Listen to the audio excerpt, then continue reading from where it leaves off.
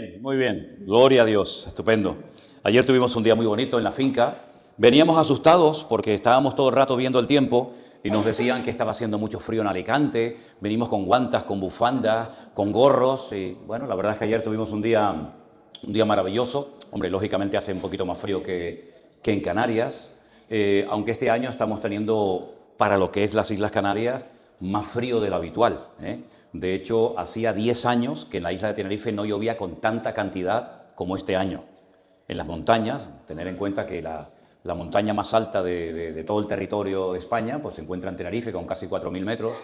Es una montaña de origen volcánico, se llama el Teide, es una palabra aborigen de los indígenas, de los guanches cuando existían, ya hoy ya no existe ninguno, y Teide significa montaña blanca, ¿vale?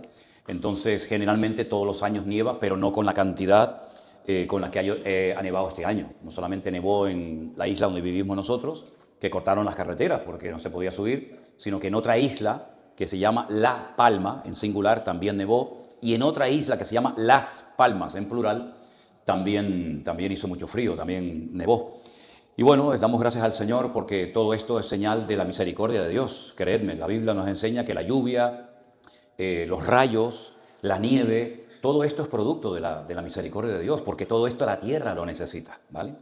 Y yo no sé con lo malo que se está comportando el ser humano y con todo el odio y las cosas que hay en el mundo, cómo todavía Dios tiene misericordia de este planeta. La verdad es que es algo increíble, pero ahí podemos ver cada día la mano de Dios. Y en estos días en Canarias, me imagino que aquí también, hemos visto en varias ocasiones el arco iris, el famoso arco iris, y lo hemos visto hasta doble, uno y por encima otro más, ¿no? Y es un arco que está al revés, no está apuntando hacia la tierra, sino es un arco que apunta hacia arriba, ¿no? Porque es la señal de un pacto que Dios hizo con un personaje nada más y nada menos llamado Noé hace miles de años, donde él se comprometió, Dios dio su palabra de que nunca más el planeta Tierra sería destruido por el agua. Y lo hemos visto. Han caído muchas lluvias, ha habido lluvias torrenciales tremendas, pero toda la humanidad no ha vuelto a desaparecer, no ha sido extinguida por una lluvia como la de aquellos tiempos, ¿no? Y es una vez más un acto de la misericordia de Dios. Algunos se quejan de cómo están haciéndose las cosas y algunos le echan la culpa a Dios de algunas cosas, pero tú como Dios lo harías mejor. ¿Tú crees que tú como Dios o como diosa lo harías mejor que lo que Él lo está haciendo?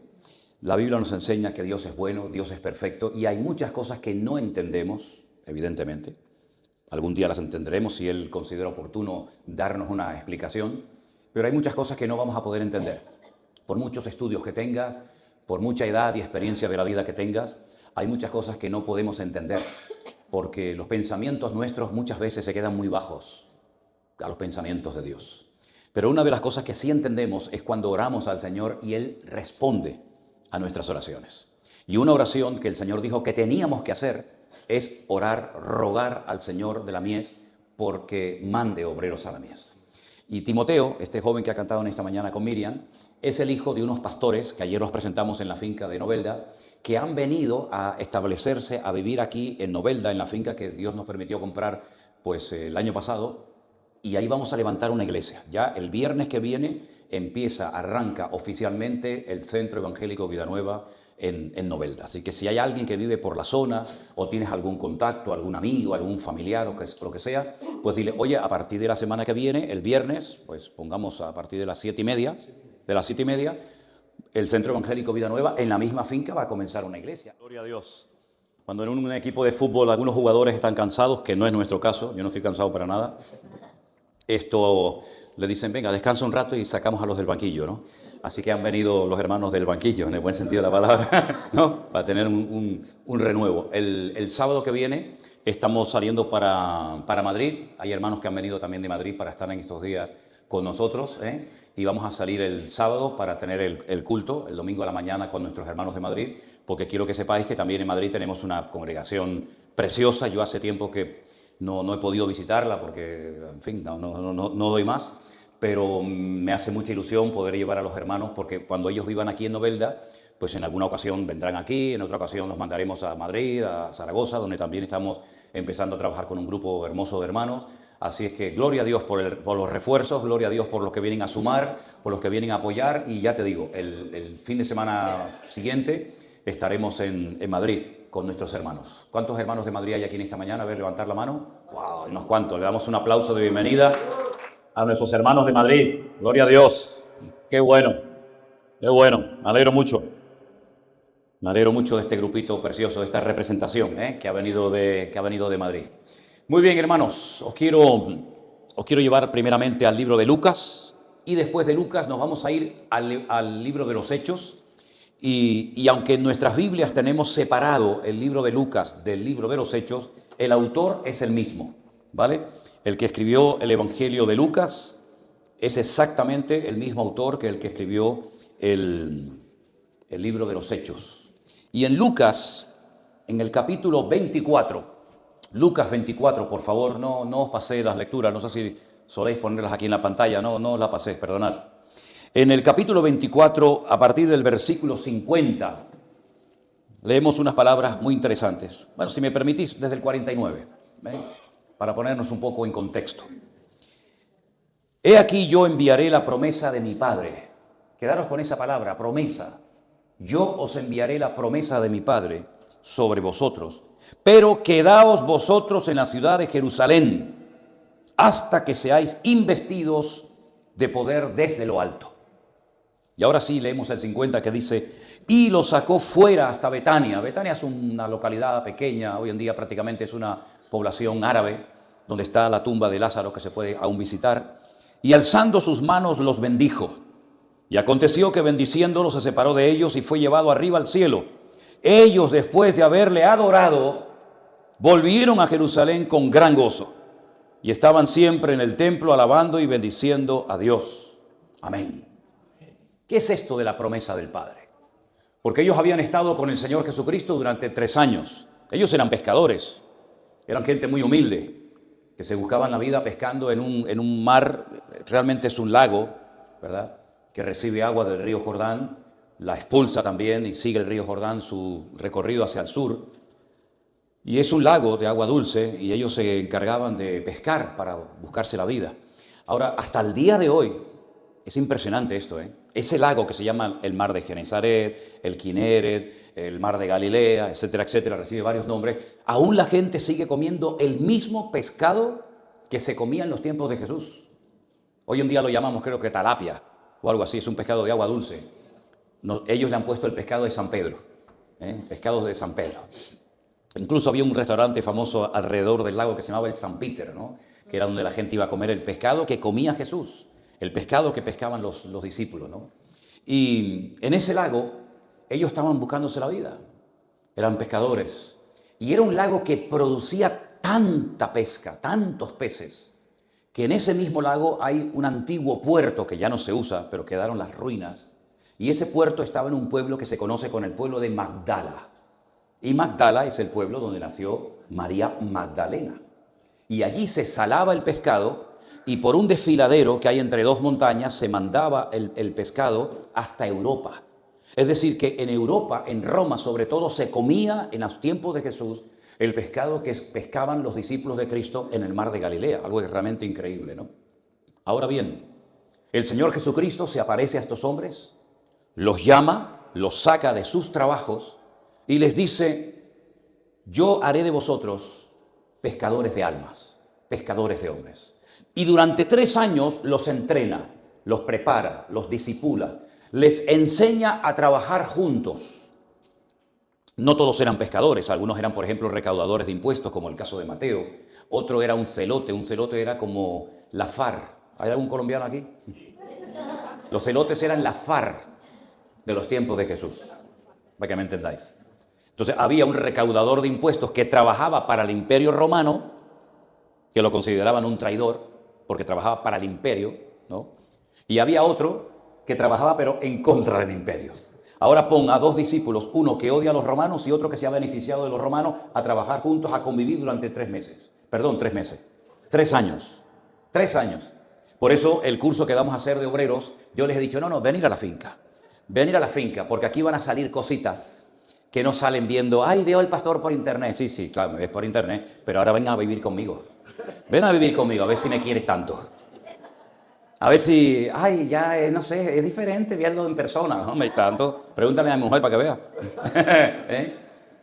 Y los enseñó a trabajar juntos, a limar asperezas. Y a veces discutían entre ellos, oye, que yo cuando llegue el reino de los cielos, yo me voy a sentar a la derecha, ¿eh? Y yo a la izquierda, y tú te vas a poner... Y había unas cosas entre ellos, como a veces ocurren en las iglesias, que todos somos hermanos, todos alabamos al Señor, pero a veces ocurren pues cosas de celos y de envidias, y por qué la usan a ella y a mí no me usan, y por qué el pastor no sé qué. Igual, somos exactamente igual que los seres humanos, desde la época de Adán y Eva. El mundo ha cambiado en cuanto a la tecnología, en cuanto a todo lo que queráis, pero en cuanto al corazón del hombre, el hombre sigue siendo exactamente igual. Y siguen habiendo celos y envidias y problemas y dimes y diretes, ¿verdad? Pero durante esos 3 años estuvo permanentemente el Señor Jesucristo con sus discípulos, mañana, tarde y noche, mañana, tarde y noche. Los corregía, los instruía, los animaba, a veces los alababa, a veces les llamaba la atención en público, ¿verdad? Y fueron siendo tratados durante esos 3 años. Pero quedaba pendiente algo que se llama la promesa del Padre. Y esa promesa Dios la había dado a través de un profeta llamado Joel. Hay un libro en la Biblia chiquitito, pero muy bonito, que se llama el libro del profeta Joel. Y a través de la pluma de este profeta, Dios había dicho que llegaría un momento en la historia de la humanidad que Dios derramaría de su Espíritu Santo, de su misma presencia, sobre todos los seres humanos que creyeran en Él, evidentemente. Ahora, esto era toda una revolución espiritual, porque en los tiempos en los que Joel escribió esto, y antes, incluso también después de él, los que tenían esa presencia del Señor, que nosotros la llamamos el Espíritu Santo, era algo que no todo el mundo podía decir, yo tengo esa presencia de Dios en mi vida, yo tengo al Espíritu Santo en mi corazón, sino que los reyes, los profetas, algún sumo sacerdote, eran los que tenían ese privilegio. Todos los demás eran personas que tenían que depender de los profetas, tenían que depender del templo, de los sacrificios, porque no había llegado ese momento en el que Dios dijera, toma, esto es para todos. Y eso es lo que se llama la promesa del Padre. Es la presencia de Dios por medio de su Espíritu Santo, morando en cada creyente, en cada seguidor de Él. Se concluyen los 3 años de ministerio y el Señor les dice, la promesa del Padre aún no ha venido. Yo he sido vuestro Mesías, yo he sido vuestro Maestro, yo he sido vuestro ejemplo, pero, repito, queda pendiente que ustedes reciban la promesa del Padre. Entonces lo que tienen que hacer, ya les había dicho, ir por todo el mundo y predicar el Evangelio. Es decir, compartir las enseñanzas que habéis aprendido de mí, lo que habéis visto, eso hay que anunciarlo y comunicarlo a todo el mundo. Pero antes de hacerlo, se me van a ir otra vez a la ciudad de Jerusalén y tienen que esperar la promesa del Padre. Claro, ellos, honestamente, no tenían ni idea lo que era la promesa del Padre. ¿En qué consiste? ¿Cómo podemos saber si ya la tenemos, si ya la hemos recibido? Porque eso de la promesa del Padre, sí, suena muy bonito, pero en el fondo no tenían ni idea de lo que se trataba la famosa promesa del Padre. Y hablando de promesas, ¿sabéis que hay un versículo, seguro que todos lo conocen de memoria, que dice que es mejor no prometer que prometer y no cumplir? Porque hay gente que se anima, ¿no? Hay gente que se entusiasma, le tocó el culto, la palabra, lo que sea, y Señor, yo te prometo que te voy a servir y te prometo, y después a los 15 días es como los que se ponen como iba a decir como cerdos, pero no lo voy a decir. Se ponen como cerdos en diciembre, comen de todo, después la primera semana de enero dice, ay, mira, voy a ponerme en el gimnasio, y a los 15 días ni gimnasio ni vaina, ya perdió hasta el pase del gimnasio, lo perdió, ya se olvidó, ¿no? Pero Dios no es así. Dios cuando promete algo, aunque parece que no pasa nada, Dios sabe lo que ha prometido. Hablamos antes del arco iris. Dios prometió, no voy a volver otra vez a destruir a la humanidad por el agua. Y lo ha cumplido y lo ha mantenido a lo largo de los siglos. Pues Dios dio una promesa de que en algún momento de la historia todos los creyentes, todos los que depositaran su confianza y su vida en Él, serían llenos de la misma presencia, del mismo Espíritu que habitó en la persona de su Hijo, el Señor Jesucristo. Y les dice, ir a Jerusalén. Ahora, a veces leemos ciertas y determinadas cosas de la palabra y como que nos quedamos ahí en la superficie. Bueno, ir a Jerusalén. No, pero espera un momento. Es que ningún discípulo era de Jerusalén. Si yo soy un discípulo de Cristo, Cristo ha muerto, ha resucitado, nos ha llevado hasta Betania y ha ascendido a los cielos, yo me voy a mi casa, yo me voy a mi tierra, yo me voy a mi ciudad. Yo no soy de Jerusalén, yo soy un pescador. En Jerusalén no hay mar. Jerusalén está a 800 metros de altura sobre el nivel del mar. Yo tengo otra vez que volver a mi casa, con mi familia, con mis hijos, etcétera, etcétera. Aunque ya mi vida evidentemente ha cambiado. ¿Por qué nos tenemos que quedar en Jerusalén? Es que Jerusalén en aquellos momentos era un lugar muy peligroso. Porque en Jerusalén, ¿quién estaba? Pilato. Aquel que dijo, yo me lavo las manos, pero se lo llevan a la cruz. En Jerusalén estaban los peores enemigos de Cristo. Los que habían crucificado al Señor. Estaban los romanos, estaban los religiosos de la época, Anás, Caifás, etcétera, etcétera. Lo fácil hubiera sido decir, yo me voy para mi casa, no sea que me vayan a reconocer y me conozcan y se líe la... Sin embargo, el Señor les dijo, ¿queréis la promesa del Padre? ¿Queréis ser capacitados espiritualmente con la misma unción que yo he tenido? Ir a Jerusalén. Y hemos leído en esta mañana que ellos volvieron a Jerusalén con gran gozo. No fueron ahí asustados, diciendo a ver lo que nos espera, a ver si nos reconocen, agacha la cabeza que viene aquella, sino fueron con gran gozo después de haberle adorado. Es decir, ellos le adoran, ellos se dan cuenta quién es verdaderamente el Señor Jesucristo. Nunca lo habían adorado, dicho sea de paso. Lo habían admirado, lo querían, etcétera. Pero adorar es darle culto como si fuera un Dios. Y dice la Biblia, al Señor tu Dios adorarás. Y a Él solo servirás. Tú puedes querer, puedes respetar a una persona, pero adorar a una persona, esa expresión cuando dices, ay, yo a mis hijos los adoro. Hombre, eso no se dice así, a mis hijos los amo, pero adorar a mi hijo, faltaría más. Los únicos que habían adorado, no solamente admirado o seguido a Jesús, fueron los magos de Oriente, que vinieron de lejanas tierras y se postran delante de una criatura que no habla, que no hace nada, pero ellos saben que esa criatura es Dios humanado, es Dios en carne y hueso. Y postrándose le dice que sacaron sus tesoros y le adoraron. Pero ningún discípulo, jamás nadie había adorado al Señor. Pero ahora dice que le adoran. Ahora se dan cuenta que ese hombre que ha estado con sandalias y como uno más entre ellos, no es uno más. Es Emmanuel, que significa Dios con nosotros. Es el Verbo hecho carne que habitó entre nosotros y vimos su gloria. Por eso ahora le adoran y por eso ahora me voy a donde tú me digas. Me da igual si están los enemigos, me da igual si me cortan la cabeza, me torturan. Porque cuando una persona tiene claro a quién adora y quién tiene en su corazón, no le importa pagar el precio. Ahora, si tú tienes miedo porque será, no será, estará en la verdad, estará en la mentira, a la primera prueba tú no aguantas y te vas. Pero ahora le adoro porque sé que Él es el que dijo, sea la luz, y se hizo la luz. Ahora es Él el que le dio forma a aquel trozo de barro que llamamos Adán y Eva. Ahora ya sé quién es, ya lo tengo claro. ¿A dónde hay que ir? A Jerusalén. Vamos a Jerusalén. Y nos vamos con gran gozo. Y allí se meten en una casa que la conocemos como el aposento alto, que ahí habría mucho que hablar porque era una casa particular o era realmente la casa alta que era el templo de Jerusalén. Pero bueno, eso es lo de menos. Y allí están esperando un tiempo. Creo recordar que la última vez que yo estuve aquí en la iglesia, os pregunté, ¿cuánto tiempo vosotros pensáis que ellos esperaron? Porque la Biblia dice que Jesús fue crucificado en la fiesta de la Pascua. La fiesta de la Pascua se celebraba y se sigue celebrando en el mes de abril, el 14 del mes de Nisan. Y en el mes de abril Jesús fue crucificado. Cuando Él muere, dice la Biblia que al tercer día resucitó. Y los evangelios registran que estuvo 40 días después de la resurrección con sus discípulos, reforzando las enseñanzas, dándoles otras explicaciones, etcétera, etcétera. Jesús se va, asciende a la gloria y dice que en el día de Pentecostés, ahora lo vamos a leer en Hechos capítulo 2, en el día de Pentecostés estaban todos unánimes juntos y de repente descendió la promesa del Padre, que ahora vamos a ver en qué consiste. Entonces, ¿cuántos días se estuvieron esperando? No.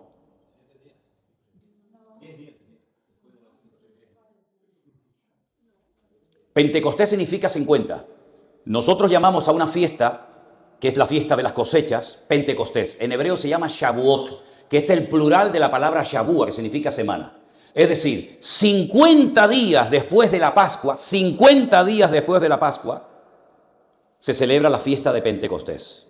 Entonces vuelvo a repetir la pregunta. ¿Cuánto tiempo estuvieron desde la ascensión hasta que viene la promesa del Padre en Pentecostés esperando a los discípulos? 3 meses. 3 meses son 90 días. 50. No. Vamos a hacer la cuenta, ¿vale?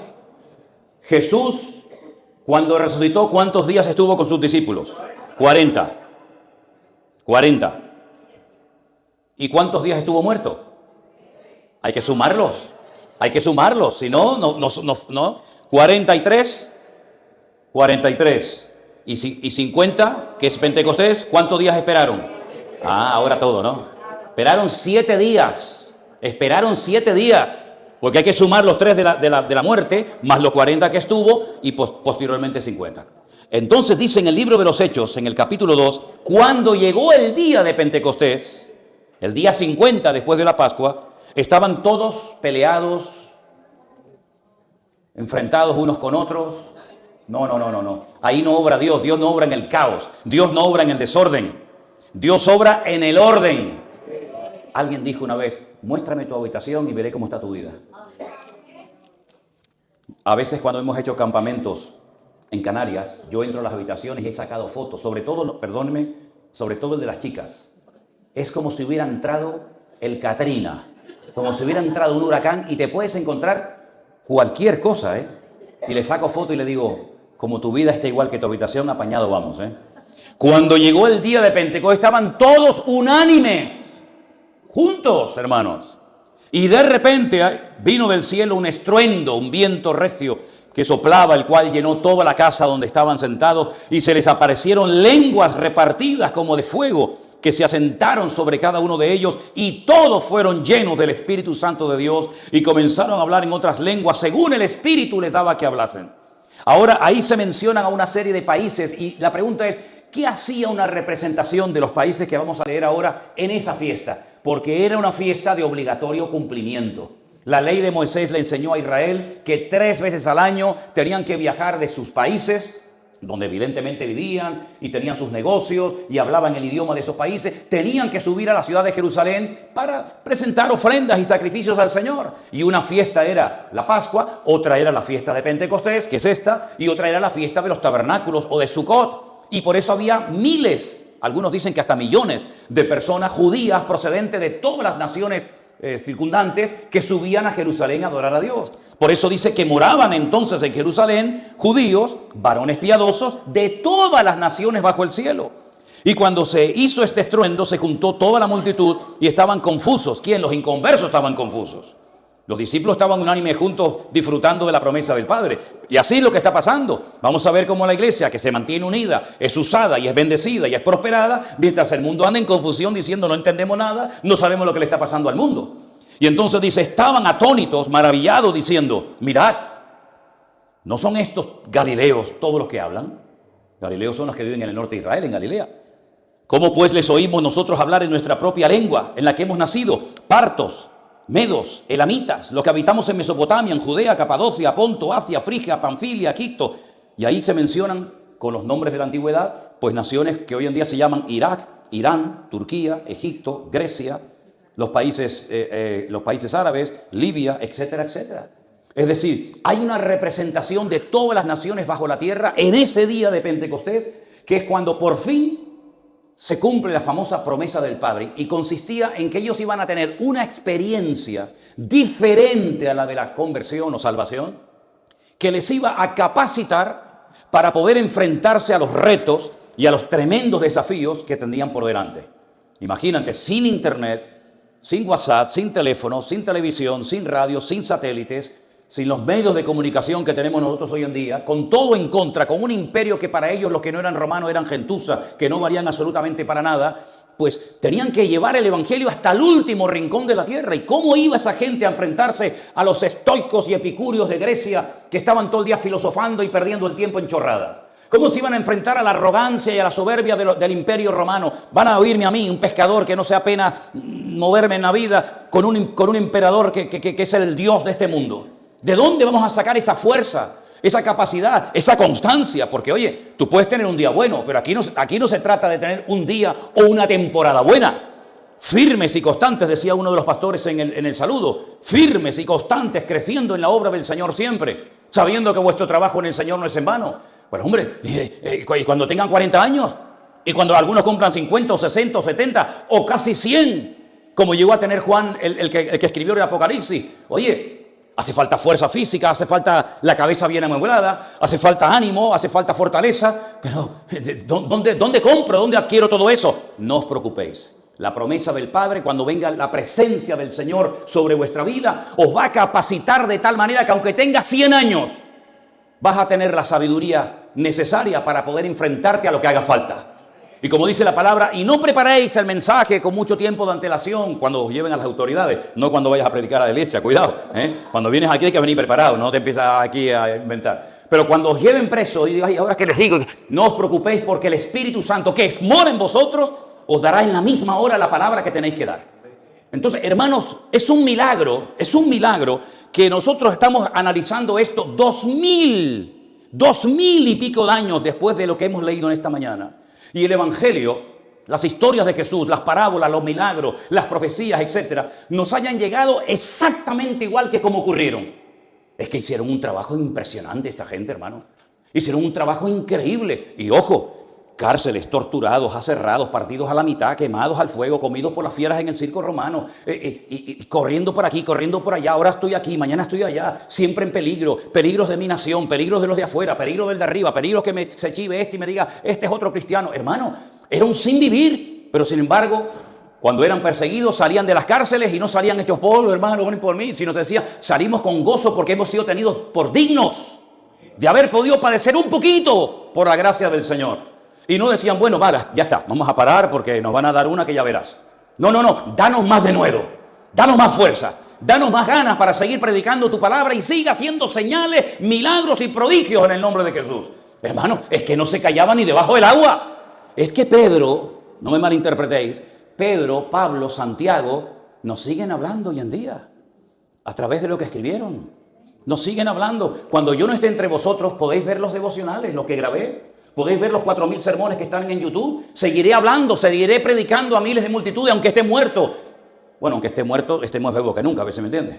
Cuando ustedes me vayan a visitar a la tumba, si es que me van a visitar, cuando tú me veas, yo estoy más vivo que tú, a lo mejor en ese momento. Pero lo que te quiero decir es que Pedro decía, y cuando yo me vaya, y cuando yo ya me vaya de este mundo y esté en la presencia del Señor, yo procuraré dejar las cosas por escrito para que ustedes las sigan estudiando, las sigan recordando y memorizando.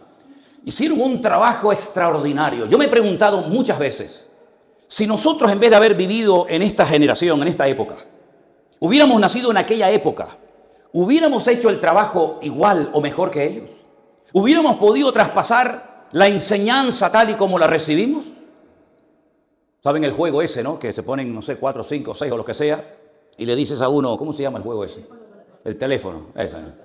A veces tiene interferencia el teléfono, ¿no? Dile que Juanita subió en el ascensor con una falda roja. Y cuando llega al último, el tío te dice que, vamos, que los elefantes tienen alas y que vuelan por el cielo.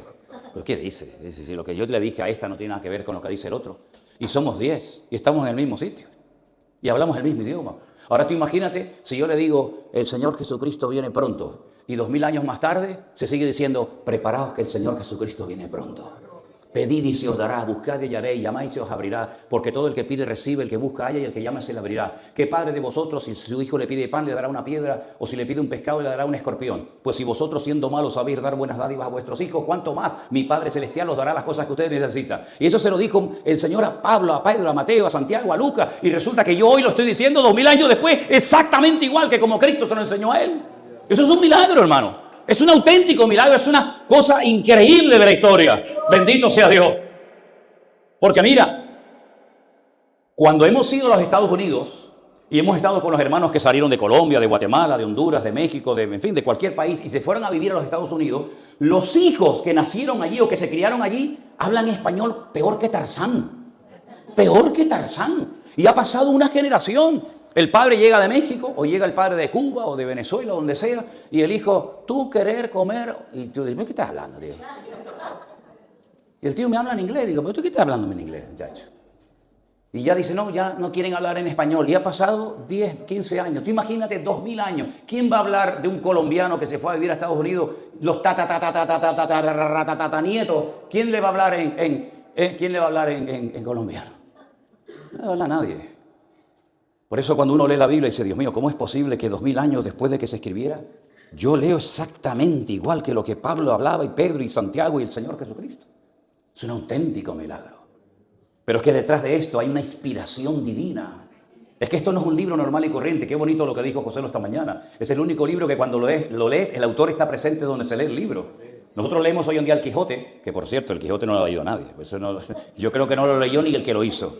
Ni Cervantes leyó el Quijote. Claro, estaba en la cárcel aburrido, venga a escribir y venga a escribir. Pero cuando salió de la cárcel, dijo, quítame el Quijote en medio. Entonces, ni quien lo aguante. En un lugar de la Mancha, cuyo lugar no quiero acordarme, nací en Hidalgo, tal. Y cuando llegas a la segunda página, dices, esto no hay quien lo aguante. Sin embargo, nosotros leemos la palabra de Dios y nos está hablando Ezequiel, nos está hablando Lucas, nos está hablando Abraham, nos está hablando Moisés, nos está hablando del rey David. Es algo realmente impresionante, pero es que detrás de todo esto, de estas páginas, está la inspiración de la presencia de Dios. Y por eso es un libro vivo. Es un libro que no canse, pero ¿cómo puede ser que ustedes lleven 30, 40 años leyendo todos los días el mismo libro? Y no se cansan. Y lo mismo me pregunto yo. Y yo digo, pero si yo esto lo leí el año pasado y ahora puedo predicar un mensaje diferente al que prediqué el año pasado. Es como decir, no, ya lo dije, ya lo prediqué, ahora me tienen que regalar otra Biblia el año que viene. Es que llevamos miles de años predicando. Yo llevo 45 años de pastor. Yo he predicado miles y miles de sermones. Y cada vez que la leo digo, ay, mira esto que no lo había leído el otro día. Y mira esto que estaba aquí, y mira esto que estaba allá. Porque es un libro maravilloso. Pero esa palabra que la tenemos en blanco y negro, esa palabra un día se hizo carne. Eso es una cosa que nos cuesta entender, ¿verdad? Una palabra se materialice. Mesa, ¿dónde está la mesa? Silla. No tenemos poder creativo con nuestras palabras. Tenemos que hacerlas, ¿verdad? Pero Dios cuando hablaba, se materializaba su palabra.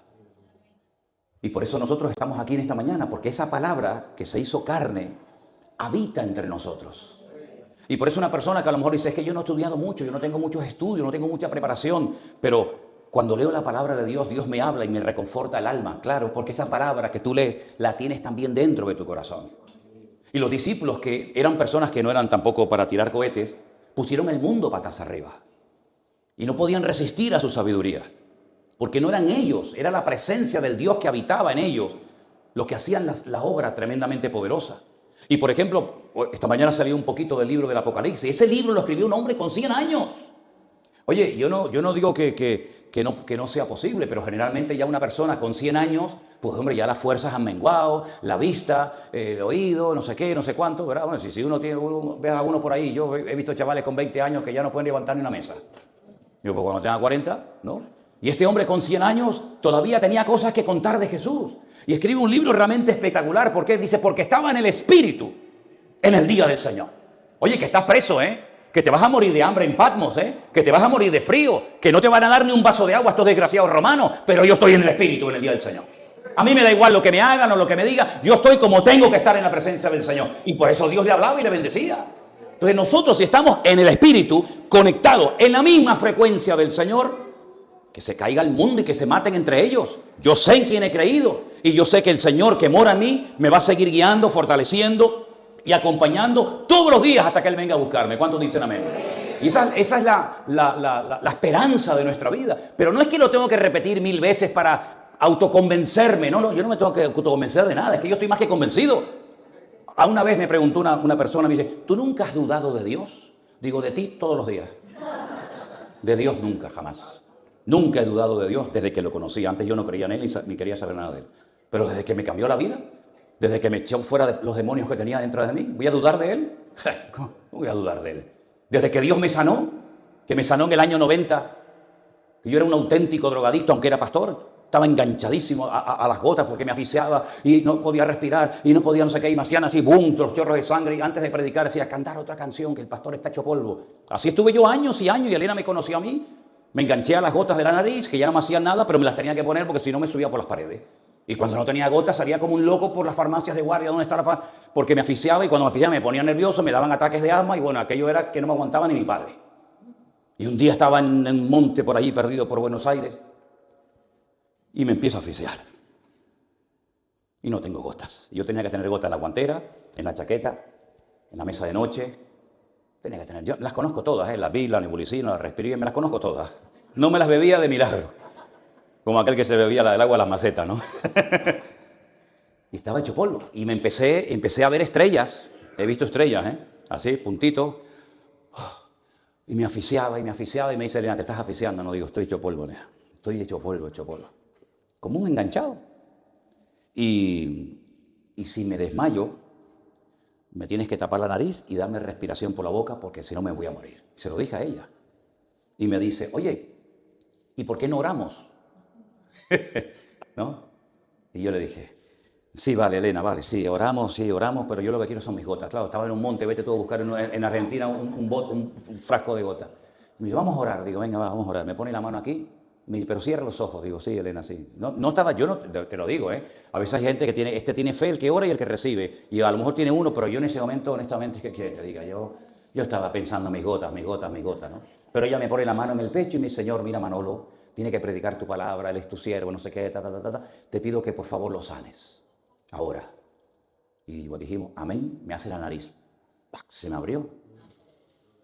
Me entró una bocanada de aire impresionante.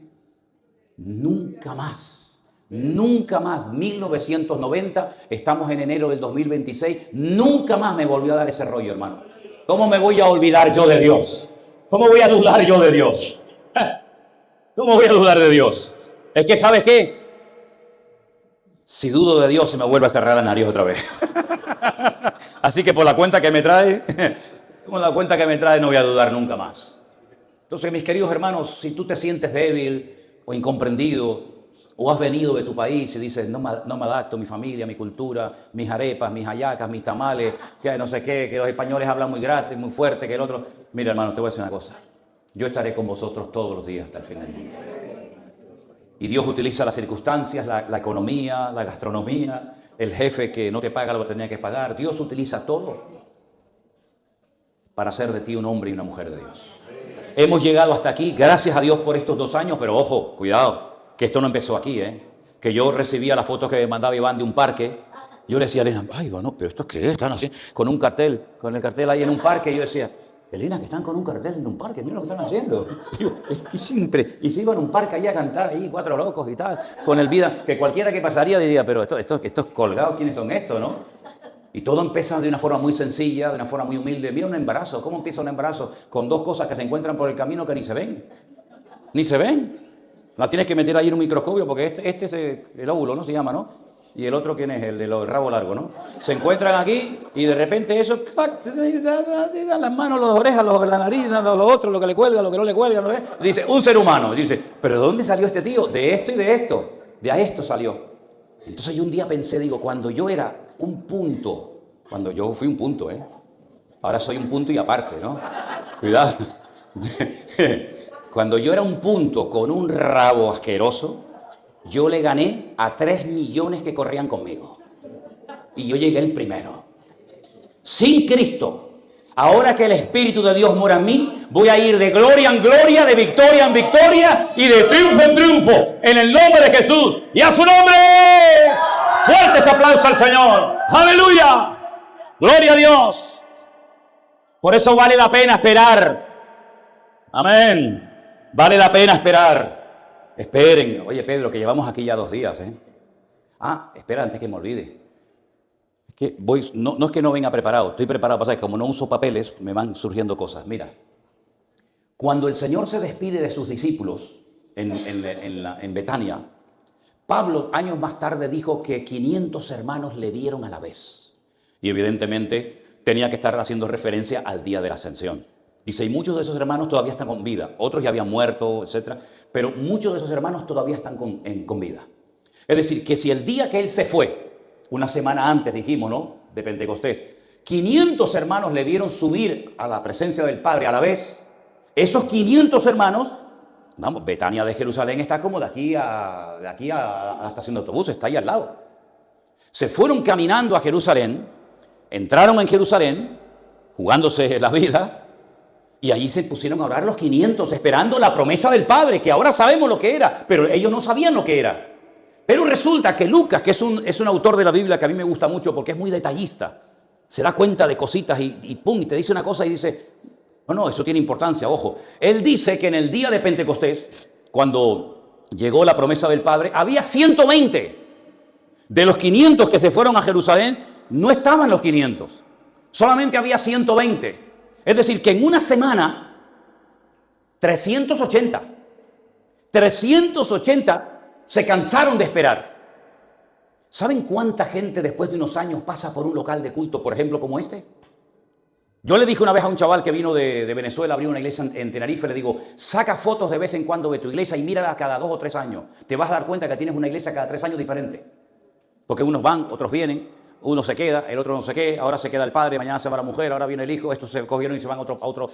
Nosotros llegamos a tener más de 50 bolivianos en nuestra iglesia. Hoy en día no tenemos ni uno. Porque cuando llegó la crisis, todos los bolivianos cogieron y se fueron, muchos al País Vasco, otros se fueron a otros países, y de repente nos vimos sin un solo boliviano en la iglesia, que eso fue lo que nos motivó a irnos a Bolivia a trabajar con más de 275 niños que le dábamos de comer todos los días en Santa Cruz de la Sierra, que nos fuimos allí a trabajar. Es decir, que no fueron capaces de esperar, como hoy en día hay gente que no está dispuesta a esperar. Lo quieren todo rápido. ¿Por qué? Porque vivimos en una época, sobre todo los más jóvenes, ¿no? Yo me acuerdo, ahora voy a decir una cosa que algunos hermanos dirán, pero ¿nos está hablando en serio o nos está hablando en otras lenguas? Yo me acuerdo que había una cosa así cuadrada, que a veces le tenías que hacer pum, pum, pum, pum, darle un golpe o darle con un boli para oír la música. ¿Se acuerdan? Ah, mira cómo se acuerdan. ¿Qué te parece? Y había una cosa cuadrada que hacía rac, rac, rac, rac. ¿Te acuerdas? Que nosotros cogíamos y le dábamos a eso y llamaba exactamente igual, pero no pagabas dinero. Pero bueno, eso es otro tema. ¿Cuántas cosas que hoy en día dice, pero eso qué es? Yo nací en una época que no había internet.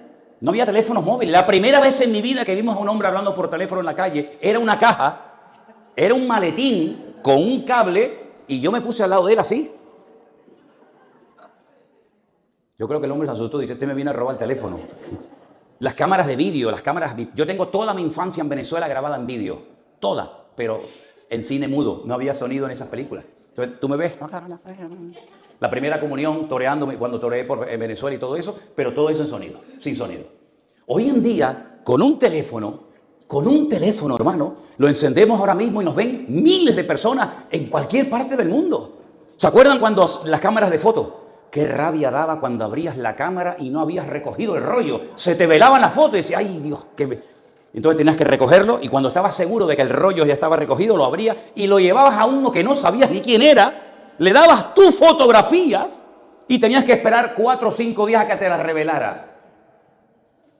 Y qué rabia me dio a mí un día cuando me dio un sobre de fotos que no eran mías, no sé quién era aquel, y no aparecieron las fotos mías. Y después decía, ay, hoy en día sale una foto así y tú haces y la colocas. Ahora hay ahora, a lo mejor hace 30 años, yo digo ahora, hay una aplicación que te sacan una foto, ¿no? Y aquí está uno que no tenía que haber salido nunca en la vida, el otro que se metió, y tú dices, quítame el tío este en medio. Y haces así, lo borras, pum, fuera, y quedas tú solo así. Y toda la maraña, las has robado, las has quitado.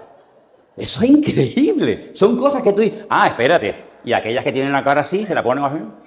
Y tú dices, ¿pero esta quién es? No, es la hermana. ¿Qué va a ser la hermana? Esta es la prima. Si es que no se parecen nada. Se hacen así, se estrechan y sí, pero después cuando se desparrama, amigo. Es más fácil saltarla que darle la vuelta. ¿Qué te parece? Entonces, la tecnología es impresionante, hermano. Pero ¿saben una cosa?